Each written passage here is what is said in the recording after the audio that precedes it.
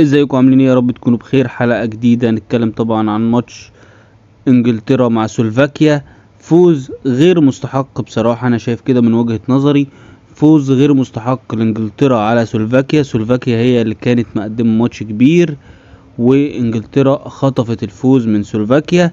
يلا بينا نخش على الماتش على طول ونعرف ايه اللي حصل وكل الاحداث، فيلا بينا. انجلترا وسلوفاكيا يا جماعة، الشوط الاول يعني بدأ بداية يعني المفروض الطبيعي ان انجلترا هي اللي هتبتدي الضغطة، هي اللي هتبتدي اقوى، هي اللي هتبتدي. مفيش رهبة، مفيش الخوف مش موجود. وطبعا سلوفاكيا هي العكس، هي اللي خايفة، او هي اللي واخدة حذرها، اللي عاملة احتياطاتها. ولكن احنا لقينا العكس تماما، ان سلوفاكيا نازله مش خايفه، ودي حاجه عجبتني جدا جدا جدا.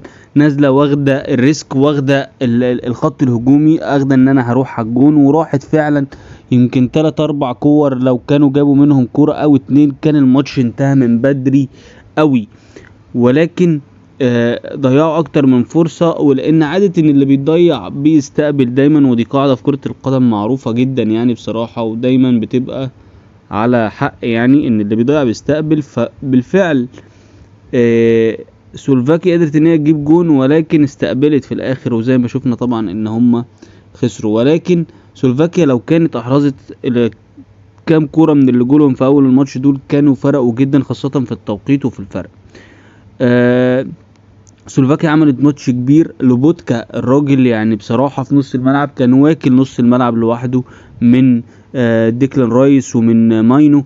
الراجل كان عامل ماتش عليهم كبير جدا، قادر ان هو يحرك الفرقة بتاعته، قادر ان هو يعمل يعني يدي الريتم اللي هو محتاجه والريتم اللي هو عايزه، وقدر ان هو طبعا زي ما بقول لحضرتك ان هم يطلعوا من الشوط الاول كسبانين.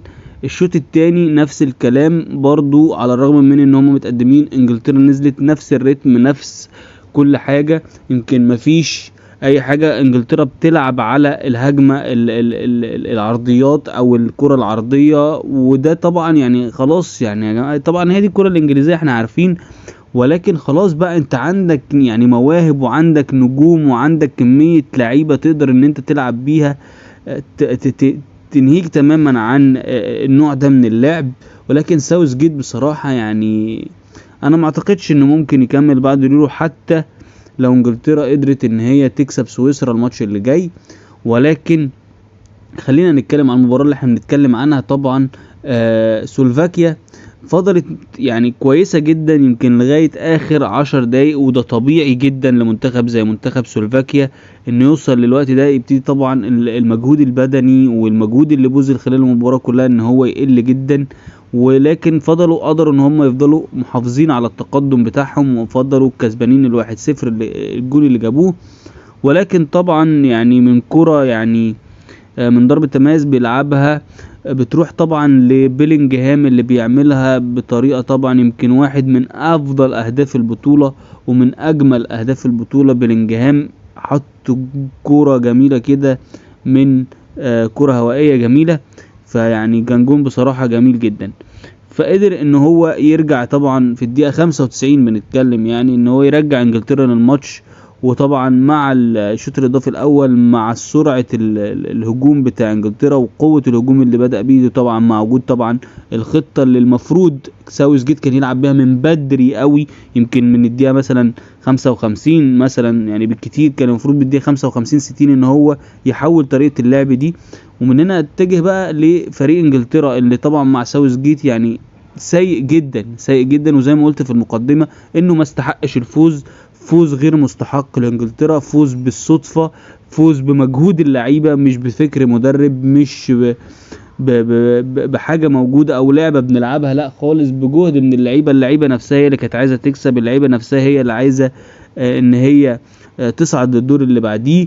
وعشان المجهود اللي عملوه وعشان الفكر والحماس اللي موجود، قدروا ان هم زي ما قلت لحضراتكم ان بيلينجهام يخطف الجون ويقدر ان هو يرجع انجلترا للماتش مرة تانية. طبعا التغييرات، شفنا بالمر لما نزل قد ايه فرق مع منتخب انجلترا، وقد ايه ادى مساحات، وقد ايه ادى الكرة على الارض بقى والدار كان موجود، وكان المفروض في نفس التوقيت اللي نازل فيه بالمر كان ينزل هو وايزي في نفس الوقت. انا معرفش هو ليه اتاخر في تغيير ايزي، لان كان من المفروض من بدري. ليه؟ انت محتاج حد يمسك الكرة في رجله، محتاج حد يمسك الملعب، محتاج حد يحرك الكرة يبتدي، وكمان طبعا مهاري طبعا ايزي يقدر ان هو ينزل ويروح بالكوره ويعمل كمان مراوغات ويقدر ان هو يحرك الكوره ما بين اللعيبه. الكوره اللي احنا مفتقدينها في انجلترا يمكن زي ما شفتوا كده، الخطوط دايما متباعده، مفيش تقارب في الخطوط ما بين اللعيبه، العرضيات الكتير جدا واللعب على الاطراف كتير جدا. يعني في اوقات كتير كان بيبقى نص الملعب اصلا فاضي تماما، مفيهوش اي لعيبه غير بيلينجهام وفودن، ومفيش بيلعبوا برضو على الطرف عشان نلعب العرضيه. فيعني فكر عقيم منتخب انجلترا سيء جدا جدا جدا. سلوفاكيا كانت سايبه الاستحواذ لانجلترا، وانجلترا ما عرفتش ان هي تستفيد بالاستحواذ ده. زي ما بقولوا حضراتكم المساحات دايما متباعده ومش قريبه من بعض. شفنا طبعا لما ايزي نزل وموجود بالمر مع وجود ديكلان رايس طبعا، اللي برضو مش بيقدم بطولة كبيرة. ديكلان رايس يمكن الراجل عشان بيلعب لوحده في نص الملعب، يمكن هو سنده النهاردة بماينو شوية، كان يعني يمكن من افضل الحاجات اللي عملها ساوثجيت ان هو يعني حط ماينو كده يسد مع الراجل، بدل ما كان بيلعب طبعا بارنولد اللي كان بيبقى سايب الراجل يا عيني لوحده مش ملاحق على ايه ولا ايه. فلا يعني انجلترا بصراحة يعني لحد دلوقتي اقدر اقول ان هي عاملة بطولة سيئة جدا زيها زي ايطاليا، ولكن برضه عشان ندي لعيبة انجلترا حقها، لا فرق كبير برضه بين ايطاليا وانجلترا. يمكن انجلترا قادرة ان هي تخرج بالكورة، قادرة ان هي تبقى موجودة، قادرة ان هي تبقى مستحوذة ومسيطرة على المباراة ومؤدية بشكل معقول لحد ما عن طبعا ايطاليا اللي زي ما قلنا امبارح ان هم ما كانوش عارفين اصلا يخرجوا بالكورة من ملعبهم. فارجع تاني للهدف بتاع بيلينجهام، جون جميل اعاد انجلترا في المباراة طبعا. وبعد كده بنشوف هاري كين في الشوط الثاني بيجيب، في الشوط الاول الاضافي بيجيب الجون الثاني. وطبعا توني اللي نزل وبقينا بنلعب بقى ب 3-5-2، وده كان المفروض يبقى من بدري، يعني يبقى من بدري. الحاجة التانية اللي انا بقى حابب اقولها وزي ما قلتها في حلقة قبل كده، يا جماعة انا فرقة مش عارفة اتحرك، مش عارفة محتاج لعيبة من نوع معين تبقى في الملعب. اخرج بلينجهام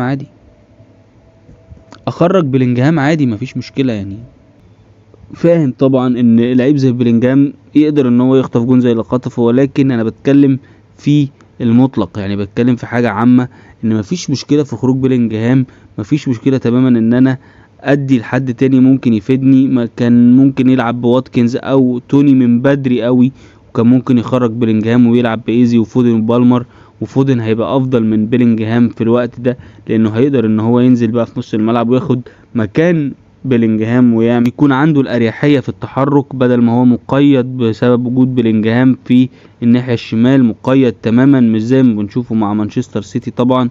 فكل ده ما فاتش منتخب انجلترا. اظهر منتخب سلوفاكيا مسيطر ومستحوذ واقوى من منتخب انجلترا، خلى شكل منتخب انجلترا وحش جدا. ومش معنى ان هو مستحوذ قصدي ان هو مستحوذ على الكرة معظم الوقت، لا، مستحوذ على الشكل المباراة، يعني هو اللي شكله افضل، هو اللي شكله ممشي المباراة على الريتم اللي هو عايزه. ده كان قصدي من كلمة الاستحواذ. فانجلترا مبروك، ولكن مبروك مكسورة غير مستحقة. سلوفاكيا هارد لك. سكرينيار، لوبوتكا، يعني الاتنين دول بالذات في منتخب سلوفاكيا عملوا مباراة كبيرة، خاصة لوبوتكا. الراجل ده عمل مباراة كبيرة، طبعا بيلعب في نابولي.